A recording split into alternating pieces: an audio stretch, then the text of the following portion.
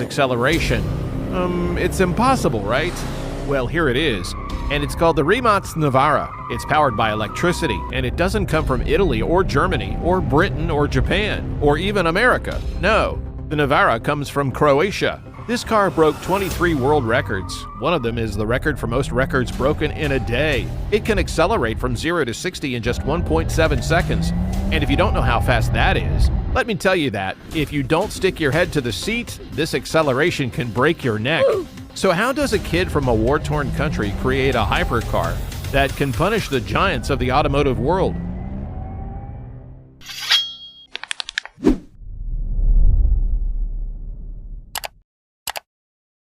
Mate Rimac's journey began in the rugged terrain of present-day Bosnia back in 1988.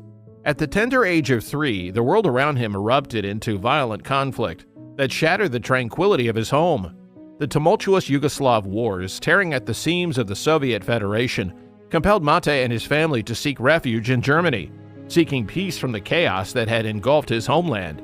Yet even as they found respite from the immediate danger, the lingering tensions of a fractured Europe persisted through the 90s, propelling them this time to Croatia. Amidst these constant migrations, young Mate faced the arduous task of adapting to new surroundings and cultures.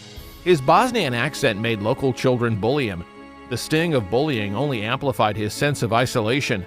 However, within the four walls of his family's garage, a world of electronics and technology became his refuge. He was spending hours and hours tinkering and exploring the world of electronics and technology. By the time high school reached its midpoint, Mate's infatuation with technology was consuming every second of his time, especially the world of cars. Their mechanics and engineering had become his steadfast companions. After seeing his unique capabilities, his high school professor, Ivan Vlinek, pushed him towards the local engineering competitions, urging him to showcase his talents on a broader stage. His genius unveiled to the public eye was swift to captivate those who witnessed it. He won first place at a national competition after designing a glove that replaced conventional keyboards and mice. When he got to college, the horizons of his extraordinary mind expanded, spanning beyond conventional boundaries to embrace the automotive industry. His creative spirit found manifestation in the form of a revolutionary car mirror, one that held the potential to vanquish blind spots. The brilliance of this invention caught the attention of car companies, so they reached out and bought his patent. As a college student, having his technology used in production cars was a huge validation. Empowered by this modest victory and the money he got from selling his first patent, his ambition extended beyond the confines of a laboratory, encompassing more than the mere design of automotive technology. An ardent lover of cars, he cultivated a collection of personal project vehicles. When he got his hands on his first car at 19, a classic 1984 BMW E30 323i, he started tinkering with it. But his story's a bit different. He didn't just slap on some random wheels, install cheap LEDs, and call it a build. Nope, he had bigger plans. Mate saw his BMW as a ticket to the racing world, so he went all in, investing his time and money into making it a speed demon on the track. But then, guess what? The engine blew. Most of us would have gone for a regular rebuild or maybe swapped in a different engine, but not Mate. Man, he took things to a whole new level. He stripped the BMW down to its bones and transformed it into an electric car. I mean, imagine the faces of the other racers when he rolled up in an electric car back in 2006. But Mate wasn't fazed by the critics. He had dealt with naysayers since he was a kid, so this was nothing new. And you know what? He shut them all up real quick. That electrified E30 turned into a track monster. He set records left and right. We're talking FIA and Guinness World Records for the fastest acceleration and speed in an electric car. And he didn't stop there. He kept tweaking it, going through 7 different versions until it was perfect. This car became his life's work, his masterpiece. After that, he started his own electric car company at just 21 years old. He called it VST Conversions. You know, like the formula for speed. V equals S/T. After that, he renamed it Rimac Automobile. Okay, now you'd think this is the part where Rimac takes off and Mate's dreams all come true, right? Well, hold on, because even with all his big dreams and mad skills, things didn't quite blast off for Mate and Rimac Automobile. For 2 years, it was just Mate, hanging out in the Rimac office all by himself. No big team, no major breakthroughs. He was kind of stuck. See, the whole idea of converting gas cars to electric wasn't the gold mine Mate thought it'd be. The market just wasn't there. So he realized he needed a change, something way bigger than just jamming batteries into old BMWs. But to tackle something like that, he needed a partner, a genius brain to team up with him. Adriano Mudry, his buddy who designed stuff at GM. These two were tight, and Adriano got what Mate was all about. So Mate gave him a call and straight up asked, "Hey Adriano, want to join me in building an electric supercar?" Adriano knew Mate's skills were legit, even though there was some snag. Mate was a college student, and Adriano wasn't about to ditch his day job. So they decided to make this electric supercar thing their side gig. They'd work on it late at night and over the weekends. Mate focused on the tech wizardry, while Adriano made it look like a work of art. Meanwhile, Mate's BMW was still tearing up the racetrack, winning races and breaking records. And then, boom, out of nowhere, a royal family from the Middle East stepped in. They'd been watching Mate's wild ride and wanted in. They offered to invest in his company, and this wasn't just pocket change. They saw the potential of Mate to create a serious sports car. But Mate didn't have the manpower or the facilities for such a leap. That's where the cash injection came in, ready to shake up the future of Rimac. And with that influx of cash, he gathered a bunch of top-notch folks he could rely on, a team of experts who truly got what Mate and Adriano were cooking up. They even gave their project a name, Concept 1. Man, with the cutting-edge tech they were cooking up, it felt like it was only a matter of time before they dropped a jaw-dropping Rimac creation on the world.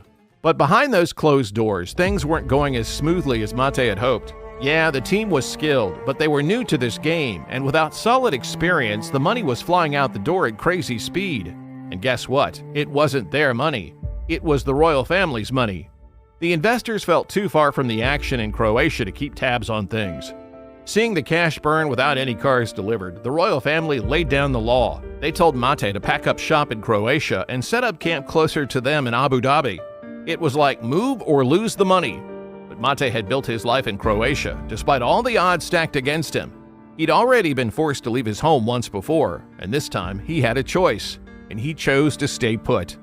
No amount of money could make him leave his roots. This was his home, and Rimac's home too. He wasn't about to ditch his buddies, his team, the ones who stood by him through thick and thin.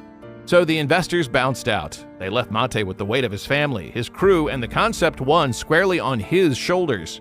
Mate knew that sometimes standing up for what matters most takes more guts than chasing a mountain of money. Mate was a visionary who didn't give up even when things got tough. When his company, Rimac, didn't have a finished electric supercar, he decided to pivot and become an automotive technology consulting firm. He started designing and manufacturing batteries, electric motors, and software solutions for car manufacturers, and even fully developed clean-slate electric powertrains. His clients included industry giants like Koenigsegg and Aston Martin. And finally, in 2011, Mate introduced the first official Rimac at the Frankfurt Motor Show, the long-awaited Concept 1, which was the first ever electric hypercar, and it demonstrated Rimac's capabilities. The four electric motors produced 1,224 horsepower and 1,180 foot-pounds of torque. And with a 0 to 60 time of 2.5 seconds, there wasn't much else that could compete. And remember, this was over a decade ago. Rimac managed to turn themselves around and keep the lights on without any outside investment. It took another 5 years before the first production Concept 1 made it to market. But Rimac finally had the springboard to bring the Concept 1 to life. The initial project run of 88 cars was cut down to just 8. But nevertheless, production was happening. Along with that came a substantial investment. This time, it comes from more legit sources. Rimac was doing great until Richard Hammond crashed one of their cars in 2017. The Grand Tour was filming an episode about the past, present, and future of sports cars, and they featured a Rimac as the future. Hammond was driving the Rimac Concept 1 and crashed it during a hill climb in Switzerland. He was going too fast and lost control of the car, which broke through a barrier and rolled down a steep hillside. Hammond was pulled out of the wreckage with only a fractured knee, but the car burst into flames shortly after. The incident sparked an uproar in the media, and the front pages of dozens of newspapers were filled with it. But Mate was not the type of person to give up hope. People looked down on him and dismissed him, but he kept pushing harder and harder. In 2018, Rimac introduced the Concept 2, which was a major upgrade from their previous generation. It was a hyper EV with 1,914 horsepower and could go from 0 to 60 in just 1.85 seconds. It also had a full suite of autonomous capabilities and a range of 400 miles on a full charge. These specs were unbelievable, and many people didn't believe that a small company from Croatia could produce a car that major manufacturers couldn't. However, Rimac got the validation it deserved when Porsche announced that they would be a leading investor in Rimac's future. With Porsche's funding, Rimac built a manufacturing facility for the Navara, which was the renamed version of the Concept 2. The Navara's dominance in the electric hypercar space was further proven when they set a bunch of new records. Now listen carefully to this. 0 to 60 miles per hour in 1.74 seconds, world record. 0 to 100 miles per hour in 3.2 seconds, a world record. Quarter mile at 8.2 seconds, a world record. 0 to 200 miles an hour in 10 seconds, world record. 0 to 250 miles per hour back to 0 in under 30 seconds, world record. And there are also another 23 world records on the list. One of them is the record for most records broken in a day. In addition, Rimac partnered with Porsche to create the Bugatti Rimac, a joint venture to push hypercar development by combining Bugatti's 100-year-plus history with Rimac's technological advancement. By August 2022, production of the Navara was well underway, and Nico Rosberg became the first owner of a Rimac Navara, which cost him around $2.4 million. All of this success started with Mate Rimac, who faced challenges but never lost faith and achieved things greater than he could have ever dreamed of. If you are interested in more car stories, check this video about Pagani or this one about Brabus. Thanks for watching.